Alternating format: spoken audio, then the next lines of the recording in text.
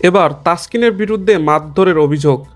ফোনে ডেকে নিয়ে মারধর ও হুমকি দেওয়ার অভিযোগে ক্রিকেটার তাসকিন আহমেদের বিরুদ্ধে থানায় সাধারণ ডায়েরি করা হয়েছে।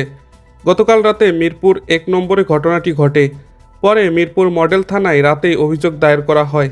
এ নিয়ে জানতে চাইলে আনুষ্ঠানিকভাবে থানার কোনো কর্মকর্তা কথা বলতে রাজি হননি।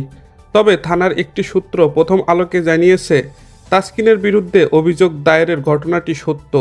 এ বিষয়ে এরই মধ্যে তদন্ত শুরু হয়েছে। অভিযোগে বলা হয়েছে, বাদী সিপাতুর রহমান সৌরভকে ফোনে ডেকে নিয়ে যান তাসকিন। পরে তাকে কিল ঘুষি মেরে জখম করেন ও হুমকি দেন। থানা সূত্র বলছে, বাদীর সঙ্গে তাসকিনের বন্ধুত্বের সম্পর্ক ছিল। তাসকিন গত ২৪ জুলাই শেষ হওয়া বাংলাদেশ পাকিস্তান তৃতীয় টি-20 খেলেছেন।